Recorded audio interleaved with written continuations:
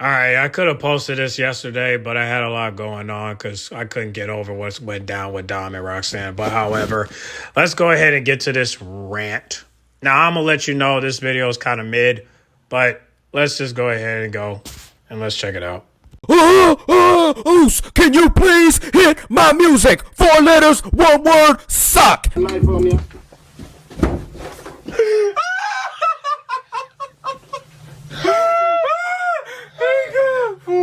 What's this? Think of what I said.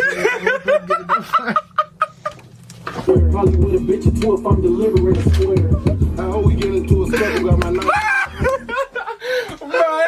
That's how he said it, though. Like, because that is what Raw does every single week, okay? This episode of Raw, I have to admit, was not garbage per se. It was not the worst episode of Raw I've ever seen. But at the end of the day, you can only go up from the very bottom. I mean, Raw's been a consistent 1 or 2 out of 10 for the last 8 weeks. Tonight's episode was not horrible, but it was pretty bad. Now, I'm going to start breaking out some things that actually, the more I talk about it, it's probably going to get even worse. But as of now, I would say this episode was just laughably awful. Like, the stuff that was happening was so nonsensical and stupid and garbage that you just sit back and laugh at it. And I'm okay with laughing at a bad product. You understand what I'm saying? I'd rather laugh at a bad product than just be completely annoyed and upset with it. So this episode of Raw was obviously bad, but we're going to break it down. We're going to talk about everything that took place. And at the end of the day, we have to break down a couple things just off the get-go. Number one, if you're going to do a bunch of wrestling matches on a show, they need to be fairly great, and you also need to have some type of story being told throughout the entire night. You know what I'm saying? The hook and the thread that,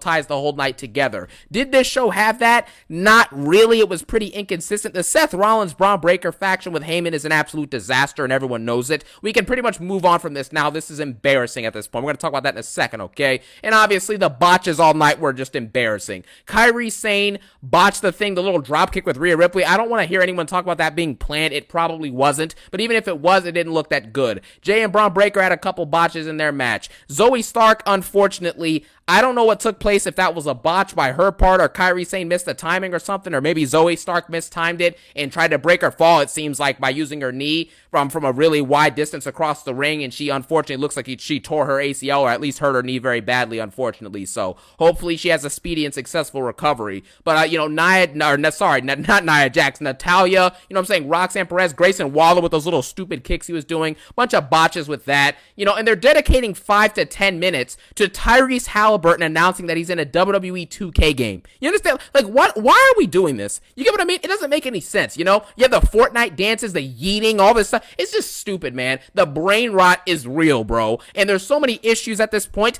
Just make a draft. Just make a draft and send half the Raw roster to LFG. Yeah. Send them to NXT or LFG at this point. Damn, does it have to go that far?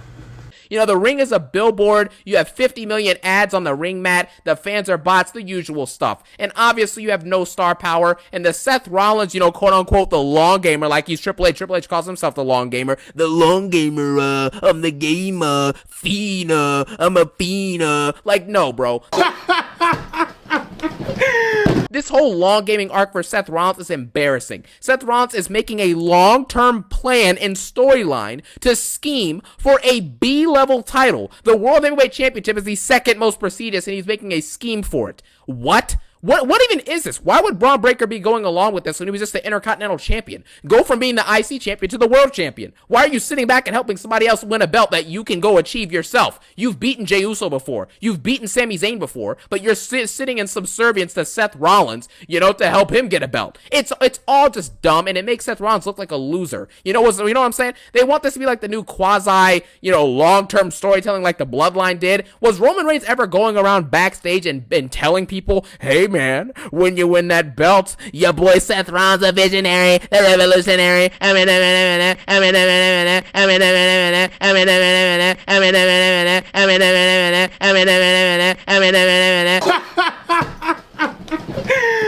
You know, I'm going to go challenge you in a couple weeks, Gunther. I'm going to challenge you, Logan Paul. It makes Seth look like a jobber. Why would someone of Seth Rollins' caliber be scheming to win a B-level championship? You know what I'm saying? It makes no sense. And for us to get another meaningless match at the end of a Raw leading to a brawl segment with Punk, Sammy, and Rollins and Jay is just embarrassing at this point. If your goal is to make an example out of Jay and destroy him and weaken him up, then why are you even doing a match? Just beat up Jay backstage. You know, the matches make no sense for this faction because their goals are completely opposite of that, but that's not the point. Let's break down this show. Sorry, that was a long intro, you know what I'm saying? But, let's just get into this. First off, we had a promo with Logan Paul and Gunther. This was semi-entertaining on Logan Paul's part, of course, not Gunther's, of course, but I mean, it is what it is. Logan Paul basically comes out there, and he does, you know, we talk about like the one word, you know, 4 letters, 1 word, you know, all that stuff with yeet, yeet. Logan Paul basically does that, but with fact, you know? So he basically says, I won a singles title in a way quicker time span than Jey Uso did. Fact. I am better than him. Fact. I've knocked him out 3 times. Fact. You know, I thought that was a pretty good play on words.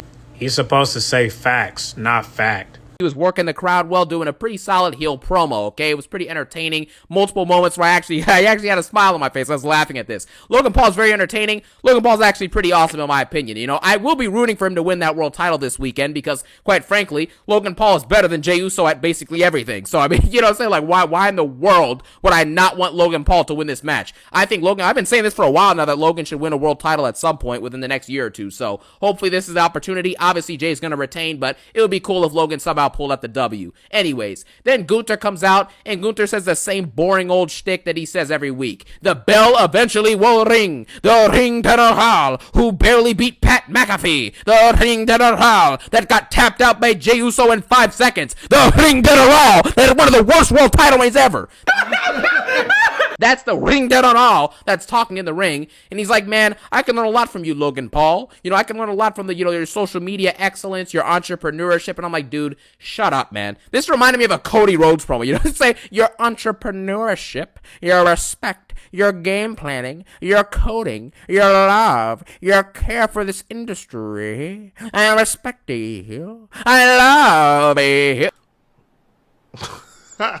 Boy, if Now let me stop. Yeah, you know what I'm saying? But still, the point is that Gunther says all this nonsense and then says eventually he will fight him if he beats Jay and he will take the world title from Logan Paul because he sees nothing in Logan Paul. Even though Logan Paul is realistically he's better than Gunther at everything, just like he is Jey Uso, and that's just the facts. You can say what you want, but Logan Paul's match catalog in the last 2 or 3 years is probably better than both Jey Uso and Gunther's combined. So there you have that. Then this ends with Jey Uso hitting a super kick on Logan Paul, and Logan Paul is basically knocked out in the ring, and that's pretty much that. Obviously, we got Jay and Logan at Saturday Night Main Event this weekend, and we'll see what happens in that match. Then we get to a next match, which was basically the Judgment Day, Finn Balor and JD McDonald's going up against Penta and AJ Styles. I will say this was a pretty good match. There was a lot of fun spots. It was entertaining. There was a lot of chaos. El Grande Americano showing up. You know, Penta was doing Penta drivers outside, you know what I'm saying, right outside the apron. It was really, really cool stuff with that. And this was semi-entertaining. You know, this is a solid match to start the show off. Obviously, I don't care about the Judgment Day, and like I said last week, if the Judgment Day does anything meaningless or monotonous or repetitive, I'm not covering it. So, of course, the Judgment Day won using interference from El Grande Americano, and Finn Balor actually got the pin. You know, instead of Finn Balor getting pinned, he actually pinned Penta. So there you have that. This match furthered absolutely nothing. Therefore, nobody cares about it, and therefore, we can move on. Well, at least you gave it some credit.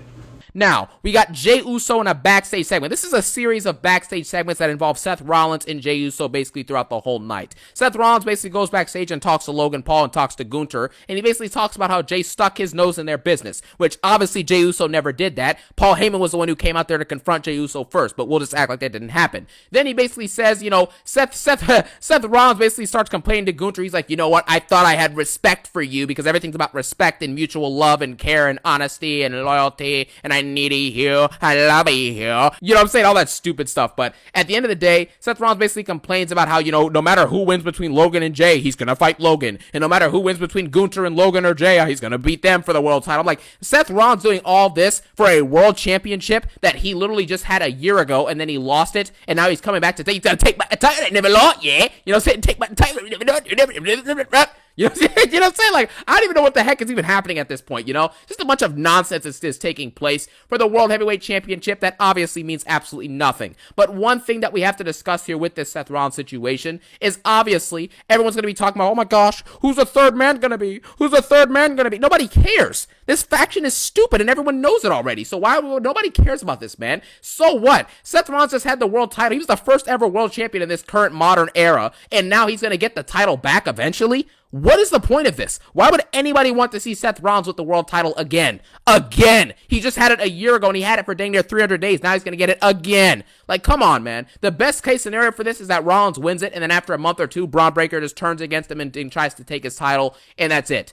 Then we get to the next segment, which was or the next match, I should say, which was Becky Lynch versus Roxanne versus Natalya. This might be my favorite match of the night, just simply because, you know, it was an entertaining match. Like, it wasn't that bad. Natalya was actually doing a lot of good stuff, considering I think she's around like 50 years old or something like that. So she's obviously a big-time veteran in the ring, and she did a solid job. Becky Lynch also did a decent job. Roxanne Perez and Natalya had some botches that were pretty inexcusable, quite frankly, and Becky Lynch was no-selling some moves, which, doesn't really make any sense considering the fact that she was knocked out after one move, and then she'd get up again and just randomly just start putting people in manhandle slams, but it is what it is. Becky Lynch getting cheered, by the way, is just egregious at this point. She's supposed to be a heel, and the crowd is still doing the whoa. It's just the booking of these heels and these faces is so bad that faces get booed and heels get cheered. If you want a good diabolical heel, you can easily book that. We've seen it booked for decades, but for some odd reason now, every heel's getting cheered. Rollins is supposed to be a quote-unquote heel, but when he comes out, it's whoa. When Braun Breaker comes out, it's whoa, whoa, whoa, whoa, whoa. I just thought of something. Let's play a game. Let's give it up for Raquelio. Let's give it up for Lyra Valkyria. Let's give it up for Cora Jade and her navel. Let's give it up for Julia. Let's give it up for Alexa Bliss. Let's give it up for Selena Vega. Let's give it up for Jasmine, because I love me some Jasmine. Let's give it up for Sol Ruka. Let's give it up for Gigi Darling. Let's give it up for... never mind. Let's get back to the video. Like, come on, man. Where are the legitimate heels and legitimate faces? That stuff just bothers me. But this match was decent, entertaining spots every now and then. Lyra Valkyria eventually got involved and took Becky Lynch out of the match, took her out of the fray, and pretty much Roxanne Perez scooped in and hit the pop rocks on Natalya and got the W, okay? Roxanne Perez, like I said, was a big fish in a little pond in NXT. Now she's a little fish in a big pond, and quite frankly, I do think that she is kind of a jobber, even though it's early. I think she will be a career mid-carder at best, probably, but still. If she can become just a good mid-card talent, that is a great career, and I would 100% welcome an addition like that to the weekly episodes of Raw or SmackDown, man. I think that's a great spot, and I think that she's doing a good job with what she's given so far, so I'll give her that. Well, not a good job with it. I'd say she's doing a decent job, heavily overrated. I don't know anybody who's been more overrated than Roxanne Perez coming to the main roster since probably Tiffany Stratton, but at least Tiffany Stratton showed flashes of being great before that started happening. You know what I'm saying? So there you have that. Then we have Grayson Waller versus Sheamus. This is... This is one of the moments I was just laughing, because this match starts off with Grayson Waller doing some of the most fake looking, little baby kicks ever. Like, these are the most baby, kid kicks of all time. They look fake. They're botchy. He almost trips on himself because of how botchy they are, and he just makes him look like a dork. But to be fair, that's the character of Grayson Waller, and so he plays the character pretty well. And even though this was just stupid botches and it didn't look like good wrestling, it was at least funny to laugh at, so I can give it that. It was laughably bad, as I mentioned earlier, okay? So Grayson Waller starts off the match like that, and then basically you get a couple of shenanigans the whole time with Austin Theory. The crowd was actually chanting for Theory the whole time, which I guess that shows you that maybe Theory should do more than just being an undercard jobber his whole career. Maybe you can hear that, Triple H. But anyways, after we get out of that, Austin Theory basically inadvertently, quote-unquote inadvertently, gets Grayson Waller to take the 10 beats of the Bowerin by stopping Grayson Waller before he tries to run away from the match. Sheamus then hits him with that, brings him in the ring, beats the crap out of him. I think he hit one of his power slams or something, and then hit him with a bro kick after he hit the big knee, and that was pretty much that. Grayson Waller got jobbed out. The match was semi-enjoyable, semi-entertaining, and it was kind of funny to laugh at because of the shenanigans and because of the just ridiculousness of Grayson Waller acting like a dork. So there you have that. Next thing we had was Zoe Stark versus Rhea Ripley versus Kairi Sane, which obviously turned into Rhea Ripley versus Kairi Sane. This match had multiple really bad botches, but obviously we have to talk about Zoe Stark's injury, okay? I did see that she was so injured that she couldn't even walk off, so the doctors had to like carry her and just pick her up and carry her back, but it's really unfortunate to see this, man. She took like however many months off. I think she was dealing with some injury, or she just wasn't on the show, wasn't featured, and then she comes back, and in her first match back, she already kind of blew out her knee. Like, that's just rough, man. You don't want to see that for anybody, bro. So hopefully she has a speedy and successful recovery, like I said earlier, and that's pretty much that. It looked like she was trying to like break her fall, you know, from her big missile dropkick that she normally does, which if she's going from one side of the ring to the other, I know she's kind of hit that move in the past, but I don't know. I think she tried to break her fall, man. I'm not sure why she did that. I'm not sure if Kairi Sane was supposed to mess up, if she messed up the timing or something, but very weird. She tried to like break her fall with her knee or with her leg. Very risky to do that, obviously, and then it turned into a torn ACL or whatever the injury is. I'm assuming it's a torn ACL, but hopefully, you know, it's something not worse than that, you know, or even better than that, you know, in a sense of like, it's not as big of an injury, but yeah, it looks pretty bad. Yeah, prayers to Zoe Stark. Hopefully everything goes well. But I still think that Zoe should quit just because I just don't think WWE care about her like that. But shout out to Rhea Ripley for sending her wishes to her. But still, I think Zoe should quit. But I don't know. Maybe she needs her bills covered for the hospital. I don't know.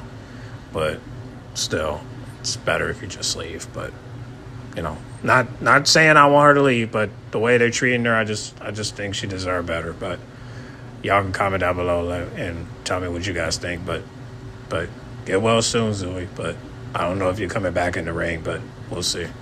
You know, then we got Rhea Ripley versus Kairi Sane, which eventually became the one-on-one. This was pretty botchy. Obviously, you know, they didn't rehearse for this to be a one-on-one, so they were kind of pulling stuff out on the fly, and they ended it like within like 5 to 10 minutes after the injury, and that was pretty much that. But there were so many unnecessary, just insane spots in this. Rhea Ripley did a drop kick that almost had Kairi Sane flipping over and landing directly on her head or her neck area, which was kind of dangerous.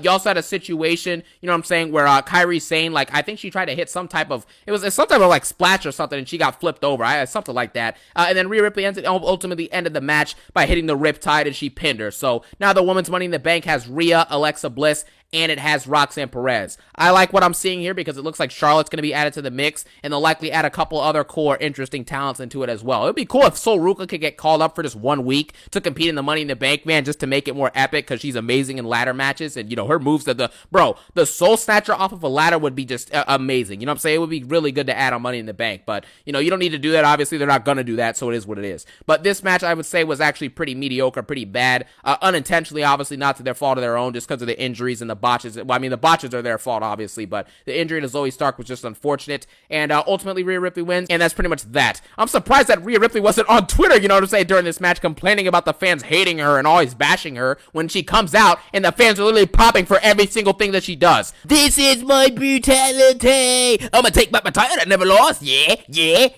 no! But, you know, maybe she should get off Twitter and actually comment about what's happening in real life, but I guess that's not what's gonna happen. All right, so I did a poll on my Instagram where I pretty much asked what we're going to see next week for the qualifying match of Money in the Bank. So if you look at the pictures, we got pick 1 where Kyle James, Raquel, and Maxine for pick 1. And for pick 2, we put I put Lyra, Maxine, and Raquel. And pick 3, I put Lyra, Liv, and Raquel. And then pick 4, I put Liv, Maxine, and Raquel.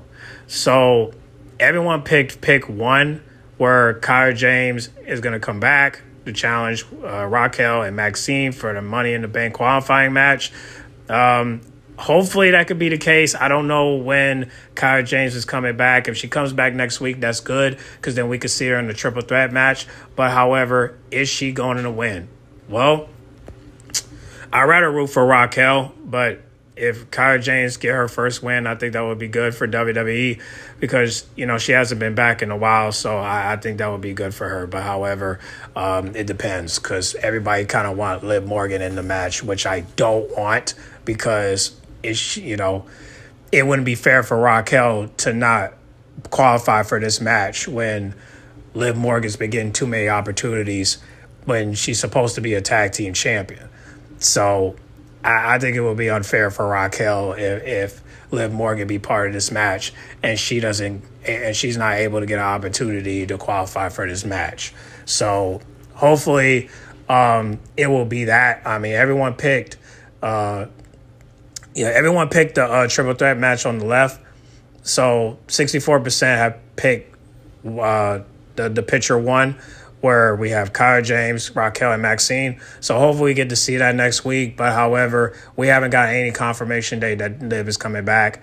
But if she comes back next week during the match of this triple threat match, I'm going to be pissed because Raquel hasn't got an opportunity for the title. And instead you put Liv Morgan in this match, but you won't put Raquel in this match. Yeah, something wrong with that. But well, we'll see what happens next week. Hopefully, Kara James will come back, but we have to wait and see. But let's look at the next photo. All right, for SmackDown. Now, I don't know which day is this, but I put next Friday, right? So the next Friday we have, but this is just my prediction, right? And I'm giving y'all options, so y'all pick. So for pick 1, I put B-Fab, Candice, and Jade. Pick 2, I pick Naomi, Nia Jax, and Michi. And then for pick 3, I put Naomi, Michi, and Piper. And pick 4, I put Jade, Alba, and B-Fab. So people pick, let me see, 18% pick 1, right? That's the one on the left on top. And then pick 2, 27%. That's the one top on the right. And 9% is the bottom left. And for pick 4, that's the bottom right, which is Jade, Alba, and B-Fab. And if that happens, I mean, look, 45% have said that's what's going to end up happening. Okay, cool. But then again, are we going to get Naomi in this match? I don't know. We'll see. I mean, we'll see. But if you look at this list, does it look like Naomi's going to be in this match? I don't know, man. But just in case Liv Morgan doesn't come back next week, I asked people who is going to be her replacement, and 74% say Raquel. So hopefully Raquel will be in the qualifying match, because I just think it'll be unfair if you put Liv Morgan in this match, but you won't put Raquel in this match. I just think it'll be unfair. But hopefully Kara James can come back so we can get that triple threat match with Kara James, Maxine, and Raquel.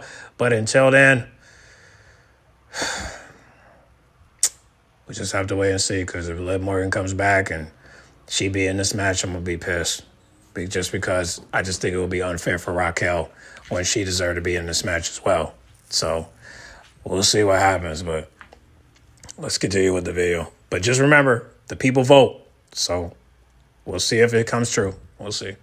Then we get a backstage segment. I know I did say last week that I'm going to be skipping these going forward, but something new actually happened with the Judgment Day. And that is that Roxanne Perez has officially joined the Judgment Day by Finn Balor letting her in, obviously, because he is the leader, okay? So that's pretty much that. Roxanne Perez being added to this is either going to go very good or very badly. There's no in between. She's either going to become stuck in the Judgment Day vortex, and eventually she will become an undercard jobber that's wrestling meaningless tag team matches, and she won't be able to fully get over because she's tied to all these other people. I don't know if I would have put her in a faction this early on in her run. I mean, she's only 3 weeks in. I don't know about this idea, but hey, they're doing it. We'll see what happens with this situation when Liv comes back, and Raquel already is showing that she does not want Roxanne in here. And then after that, you had, what was it called, man? I think it was Dominic Mysterio. Yeah, she gave Dominic Mysterio some chicken tenders, and that was pretty much the end of this segment, you know what I'm saying? Roxanne Perez is in the Judgment Day, and there you have that. Dominic Mysterio was kind of ironing her up, too, you know what I'm saying? So maybe Dominic Mysterio is going to be scheming on that and cheating on Liv Morgan in storyline, of course. So that's basically what that seems like for now. See, I hate when CJAX talks about the Judgment Day because he really don't know what's going on. But, Roxanne's not in the group yet. I mean, we have to wait until Liv Morgan comes back because, unfortunately, a lot of these rumors are coming out. Everybody's coming out with their conspiracies and their theories. But the reality of it is she's not in the Judgment Day yet, okay? And to be honest, we don't even know who's going to be in the Judgment Day at this point. I'm still advising Finn Balor to quit because Liv Morgan is aware that Roxanne is trying to get added to the group. Raquel already snitched as we speak.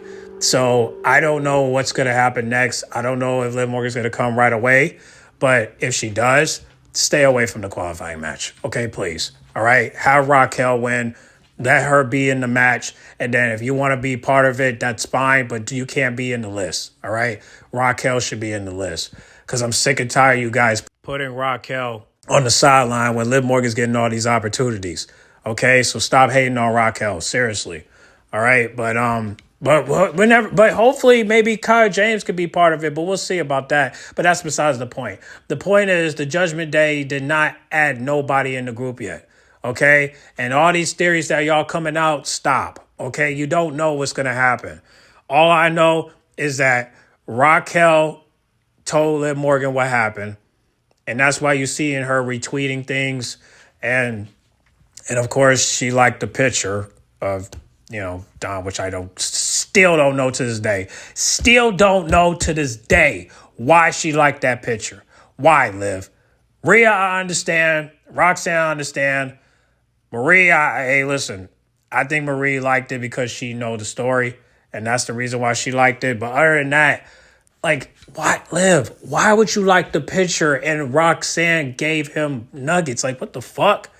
Just a weird bitch. But other than that, it's just, Liv is just weird, man. She's just a weird person. Like, she's just a fucking manipulated person. Like, just liking pictures for no reason. Like, just liking this picture for no reason, bro. Just a weird person. So weird. But other than that, regardless of what y'all think is going to happen, I think that Roxanne is going to, roll with Finn Balor for a minute until Dom starts to talk to her.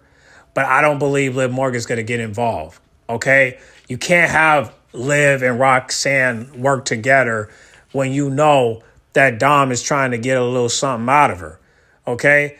I think that Dom is going to help Roxanne turn face. And when that happens, I don't think anybody should be complaining. Okay, me and G-Man have been saying for months that she should go babyface. So I say, let's have her go babyface. But the only way she can go babyface, like I told him, is if Dom, get a hold of her. So when that happens, most likely that hopefully both of their careers can take off, because I would love to see Dom and Roxanne win titles together. Because let's be honest, Dom is Intercontinental Champion and Liv as Tag Team Champion don't match. But let's say if Dom becomes Intercontinental Champion and Roxanne become Intercontinental Champion, that's good, because then that way they're IC buddies or IC couple that Liv Morgan would never be. So we'll see what happens, but I do believe that things are going to be moving a little bit slow with those two. I do believe that Dom and Roxanne will take it slow until, we can get a little build-up between those two. Because I just don't believe that those two are going to be hitting it off right away, because I do believe Roxanne is going to cost Dom the title, and I do believe that Dom is going to, ride with Liv Morgan until Liv Morgan show her true colors of how she really feel about him. So we'll see what happens, but I just think this is just, damn, the internet is just so weird, bro. Like how, I still want to know why she liked that post, but whatever. Let's just get back to the video.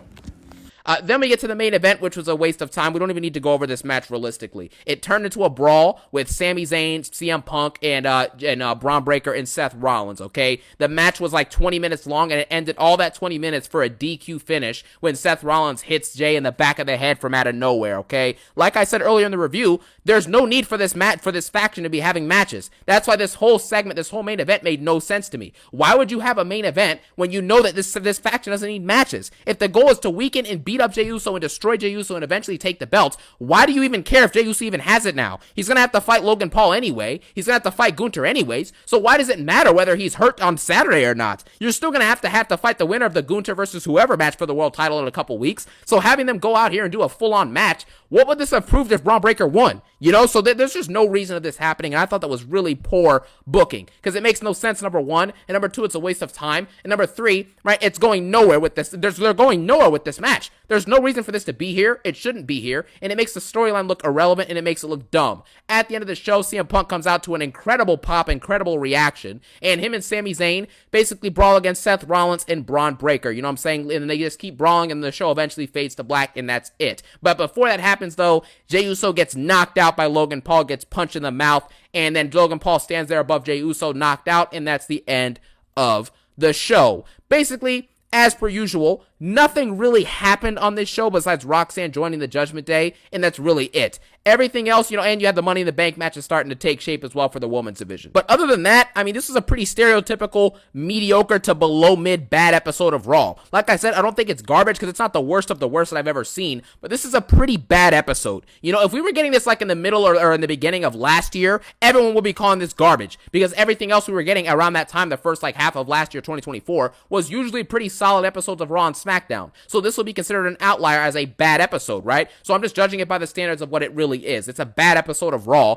Obviously it's better than last week's, which was like a 1 or a 2 out of 10, but a 4 out of 10 being better than a 2 out of 10 is like choosing between crap and trash. You know what I'm saying? It's the same stuff. So I give this episode like a 4 out of 10. You know what I'm saying? Maybe a 5 at best if I'm feeling really good about it, but it's more like a 4 out of 10. Pretty bad episode as per usual. A bunch of meaningless filler garbage and nonsense, and that's usually what you get on a Monday Night Raw or a SmackDown. So with that being said, we have another shorter review tonight, you know what I'm saying, because nothing's happening on the show.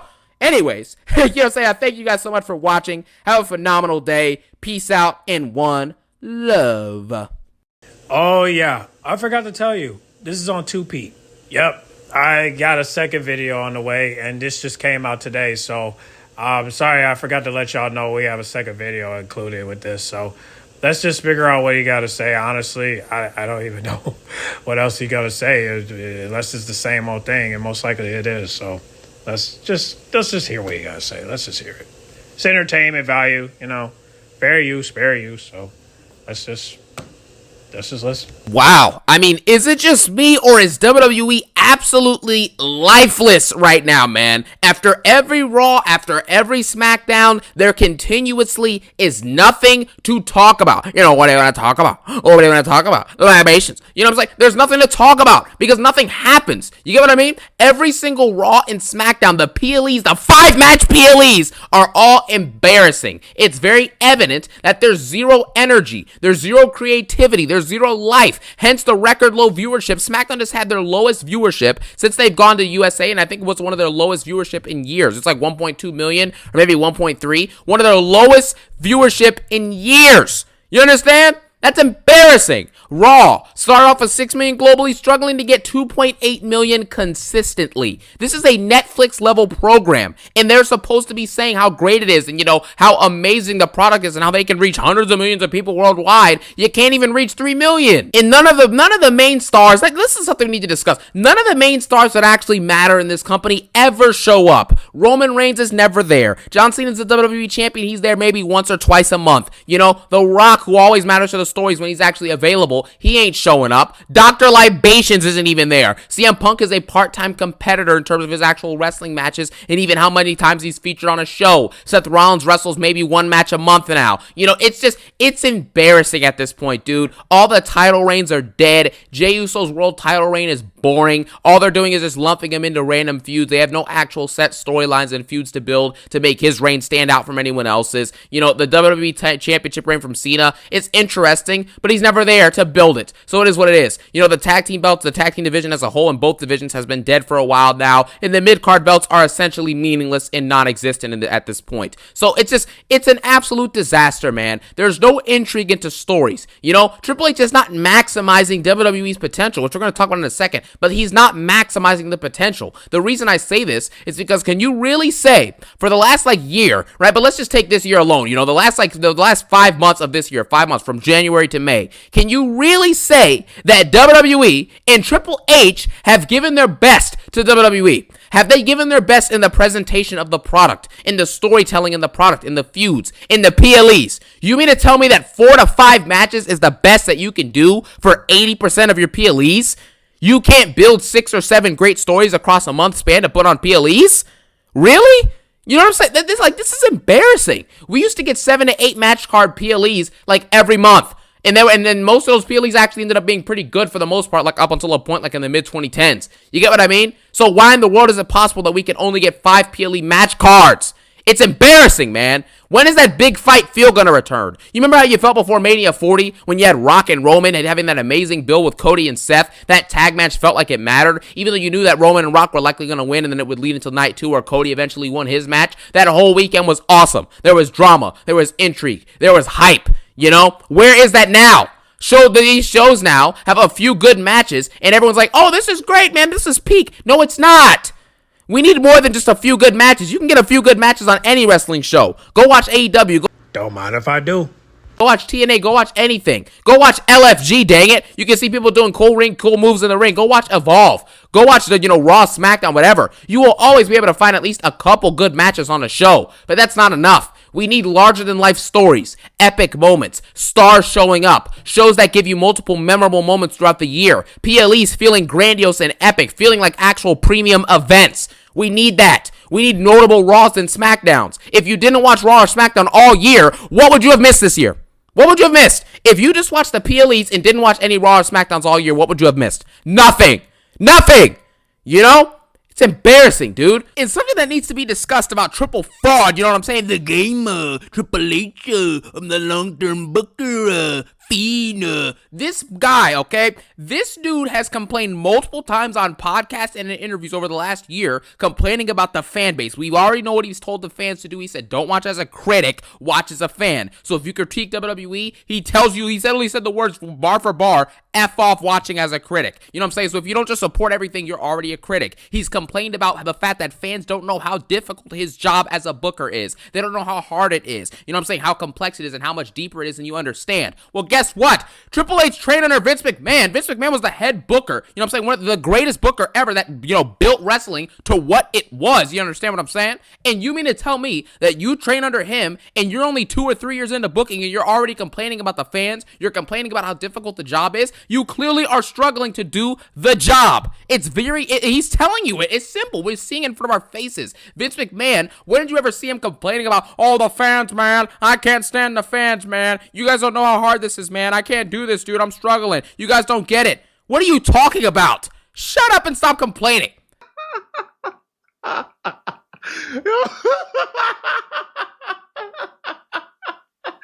Hey.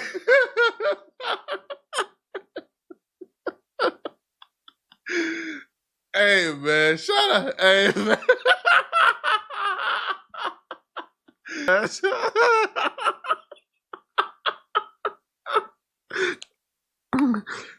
Hey, man.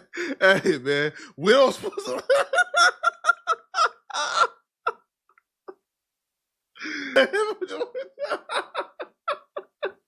Hey, man, what you talking about? Huh? Hey, listen, man. Stop complaining and make a good show. So without further ado, we're going to break down all this nonsense as to why I think that WWE has become absolutely lifeless. So with that being said, I got 5 letters, 1 word, hit my music, trash. That's what I got for you. Now let's talk about the first issue, the ad breaks. There should be no reason. I'm not saying that the Netflix, Raw and Netflix, the matches are always great, but the ones that are even decent or above average are like really good. They're always broken up with 2 or 3 ad breaks in the match. How am I supposed to get invested in a match or in a story when you have 15 ad breaks going on throughout the entire matchup? We can't even see people like Roxanne Perez even wrestle. They just came to the main roster. We see them have a 15-minute match. 6 of those minutes are cut out with ads. We see the beginning, we see a portion of the middle, and we see the ending finish of the match. That's all we get. How are we supposed to live with this, man? There's no picture-in-picture. There's no creative way to incorporate ads. Nothing.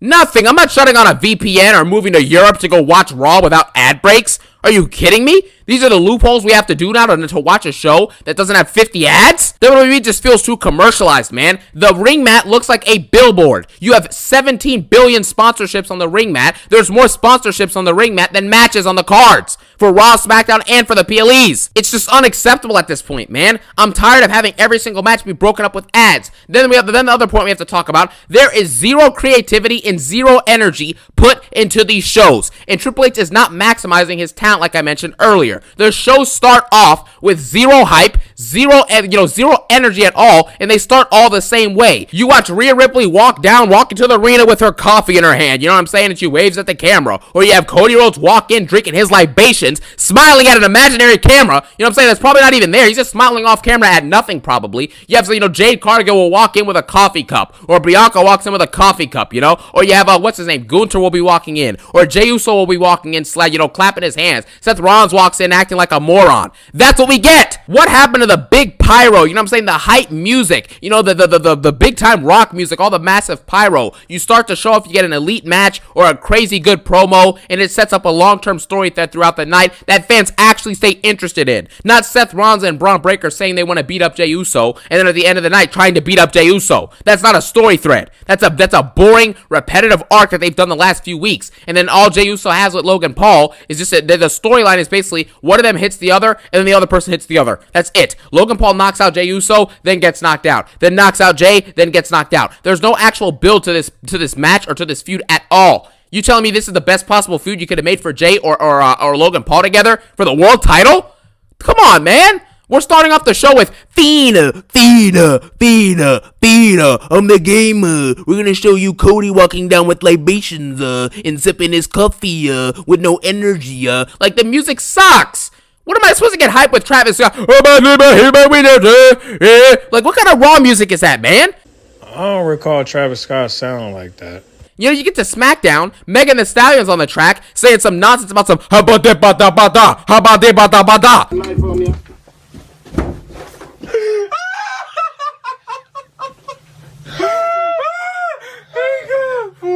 What's this? This nigga what I said. Probably with a bitch or two if I'm delivering a square. How we get into a scuffle, got my knife. That's how he said it though. Like, shut up! Give me a good song and get me excited for what I'm about to watch. You get me? The libations, you're filming people walking into the arena with libations. What happened to the creativeness when it comes to storytelling and fights and feuds? Remember when Randy Orton, you know what I'm saying, I think it was he DDT'd Stephanie McMahon and then RKO'd her in front of his face, and he kissed her too? Come on, man. That's insane. That's how you build feuds and build excitement. Then Triple H went to Orton's house and beat the crap out of him with a sledgehammer. All gas, no brakes with it. Yada I mean? You know what I'm saying? Like, that's what feuds used to be. They used to be epic and grandiose. You had a situation, one of the best segments and one of my favorite segments of all time is when Stone Cold and Booker T were brawling in the grocery store and they're throwing milk cartons at each other and, groceries and stuff. It was awesome. It was entertaining and it was cool. It's fun. Have fun. You know what I'm saying? Where's the fun aspect of these feuds anymore? It's also formulaic and poor, and you know how it's going to end in the worst way possible. What happened to parking lot brawls? You remember when people used to go out in the parking lot, when John Cena used to attack, remember he had surprise attack Nexus in the parking lot and AA'd people on cars and threw glass and stuff? That was sick. It was awesome.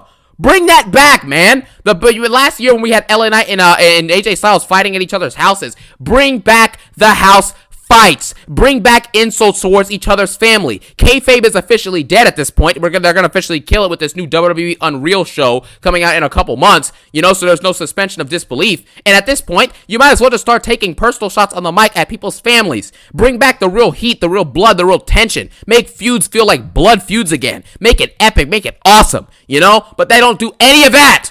Nothing. We get the same repeat matches. How many times have you seen Chelsea Green versus Michin? How many times have you seen a collection of either DIY versus Motor City or Motor City versus Street Profits or Street Profits versus DIY? You have seen the collection of those three matches versus, and also Berto and Garza. You've seen the collection of those four tag teams converge together in the same match, kind of flow for the last 5 months. It's been the same thing. Same stuff. It's boring, it's annoying, and nobody cares about it. The U.S. Championship, Jacob Fatu so far, has been doing the same stuff every single week. He comes out, got the break with it. Yada I mean? Yada I mean? Yada I mean? Your championship's bad. Yada I mean? Your championship reign stinks. Yada I mean? Come on.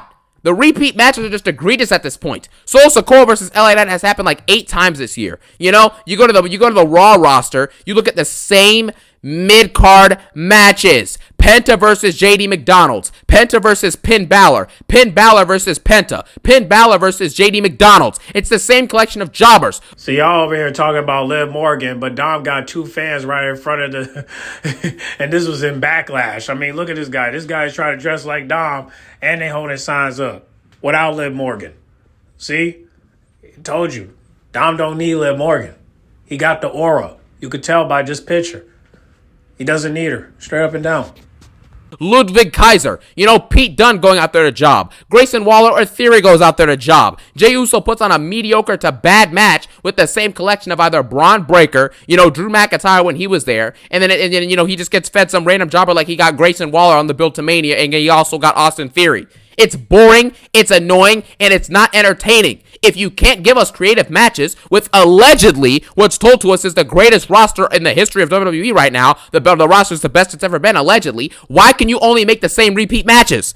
Clearly something isn't lining up. The best roster, but we get the same collection of people in matches? It's stupid. Triple H has so many star potential people that are in that locker room, yet they do nothing and become boring jobbers. CM Punk was just on Raw, and the best way they have to utilize him is to have him not show up all show, and then show up for a 1-minute brawl segment at the end of the episode. That's the best you can do with CM Punk, a guy who's one of the best mic workers in the history of the company, and that's the best you can do? Roman Reigns, when he shows up, which is very rare, when he does show up, he's either getting knocked out or you're not even allowing him to cut promos. He just brawls and says, acknowledge me, and then gets GTS'd or curb stomped or speared.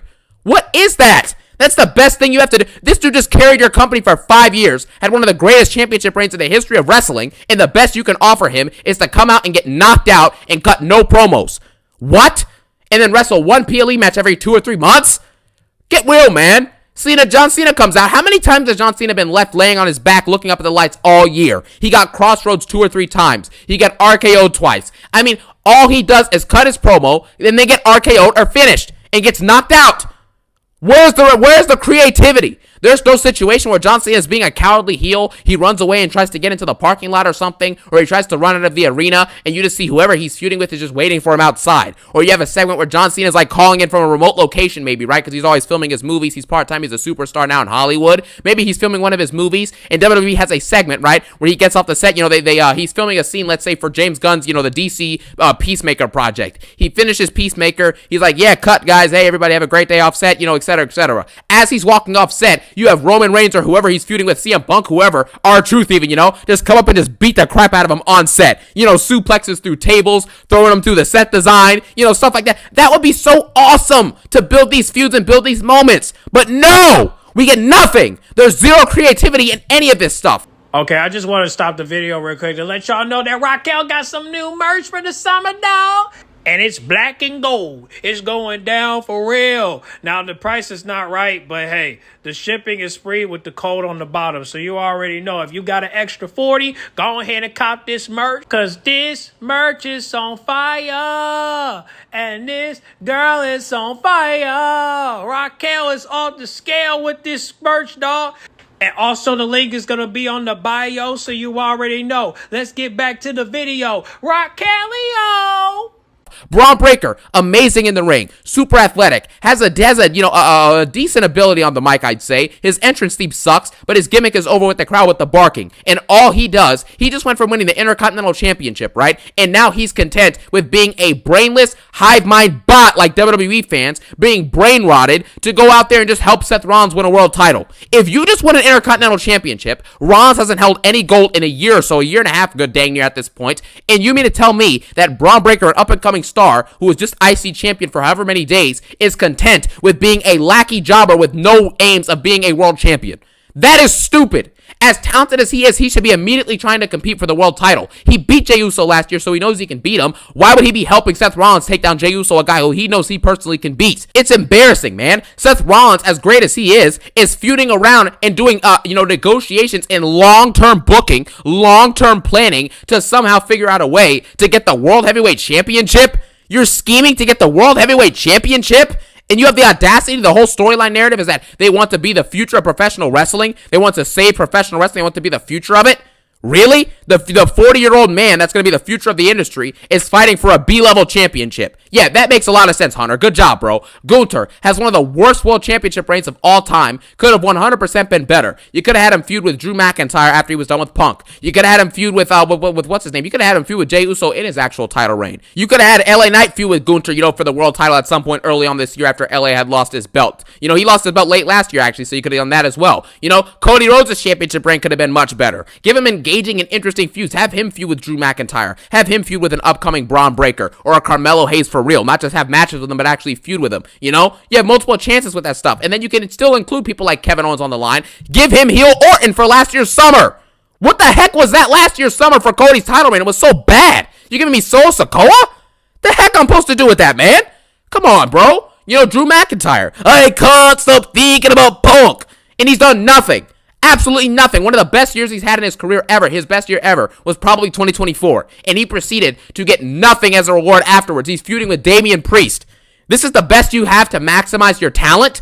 Really? LA Knight should have a segment where he goes out there and he's just upset with not getting his chance at world title, and he's upset at the bosses backstage. So he goes back and talks to Triple H while Triple H is like calling the show or whatever. You know what I'm saying? And what's it called? And he's upset. He's raging at Triple H. He gets up in Triple H's face and they have an argument. And then LA Knight has to go do a contenders match for the world title. Or maybe he has to do a gauntlet match, you know, to win a world title shot. He wins the world title shot and maybe wins the world title. Something like that could be creative. That's how you get the most out of your talent. Carmelo Hayes could do that same thing. He could be frustrated with the higher ups in storyline and then proceed to get a world title shot and earn it, and then maybe get a chance to win it or something like that. Make him more interesting. Give him more character, more personality, because he has the charisma and the in-ring skill. Now you just have to give him the actual reason and the storyline behind it to make people get over, make him get over. Jade Cargill, this is the best booking that you have available for her. Jade Cargill's actually getting better in the ring week after week, by the way, which is good for her. I'm actually glad to see some pretty good improvement from her. She's doing a good job. But even her promo work still sucks. You know, Tiffany Stratton's promo work sucks. Give her engaging feuds. I saw a promo Tiffany Stratton cut on NXT one time where she was telling Becky Lynch, like, get back to the, you get back to the little leagues, and then called her the B word or something like that. Showed some intensity, some drive. Where is that Tiffany Stratton on the main roster? This cupcake copycat, Tiffy Tang. Come on. That's the best you got? Really? Rhea Ripley. Rhea Ripley goes out there. You mean to tell me the best thing that you have to offer for Rhea Ripley is for her to have 12 or 13 matches in the last 500 days? Really? This is my brutality. I'm gonna take back my title that never lost. Yeah. No. That's all you got? 12 televised matches in 500 days? No gimmick where she's actually, like, super upset with the fact that she couldn't take back a title that she never lost? Yeah. She goes backstage and is upset with creative or upset with whoever and goes back and just starts beating the crap out of people and demolishing people. She's bigger than most of the women and stronger than most of the women back there. Give her something interesting to do that makes her look like an actual monster. Instead of just having her pin everyone, have her actually brutalize people. Her theme song says, "This is my brutality." Show that brutality, Cody Rhodes, the best you can do after he's frustrated and upset after this Cena run. Watch, he's going to come back. He's going to be the ultimate good guy, babyface, babyface guy. And he's not going to do, nothing's going to change. He may get one rematch with Cena. He'll lose that and then go back to being a face that does nothing. That's it. It's embarrassing. Seth Rollins, his potential isn't maximized. They don't maximize Roman Reigns. Cena, I've gone through this already, And with the best stars never appearing, you have zero star power on these shows, so obviously they're going to feel dead and lifeless. There is no larger-than-life story to look forward to. Do you remember when Roman Reigns would show up on SmackDown and you open up the show and you hear that, da-na-na-na, you know what I'm saying? The crowd would get hype, they get great pops, he'd come out, acknowledge me, you know what I'm saying? So-and-so city, acknowledge me. It would be so exciting, so hype, You're interested because Roman Reigns is going to be doing a main event level storyline and a main event level story with the WWE Championship involved as well, with the Bloodline, with Paul Heyman, with the Usos. That was a peak era. Peak storytelling. That's what that was. That was actually peak, like amazing until, it became played out, obviously, towards the finish of it, but you get the point. That epicness and that awesomeness that exists in storylines and the potential of them can 100% still be there if Triple H is willing to go the extra mile to actually do something like that. But Triple H is one of the most uncreative bookers we've ever seen. It's all formulaic stuff to make passable shows, to move you on to next week's Raw, or to move you on to the next PLE, or to move you on to the next SmackDown. It's not creative enough. And Triple H's ego is outmatching his ability. So knowing these flaws, he's not going to change. He's not going to fix anything, and he's not going to develop himself. And because of that, it becomes a massive problem and makes WWE feel so lifeless as it does now. With that being said, I thank you guys so much for watching. Have a phenomenal day. Peace out, and one love. Well, we understand your frustration, CJAX, but honestly, we don't care no more. All we care about right now is this reaction video that I'm about to drop, and that's from AEW, and that's Mia versus Julia Hart with Tony Storm and commentary. So you already know when I drop that reaction video, you will see it, and trust me, it's going to be a slobber knocker. So y'all get in the comment box. Make sure you guys like, comment, subscribe, share if you're new. And I'll see y'all there. And trust me, you do not want to miss this match. I'm out.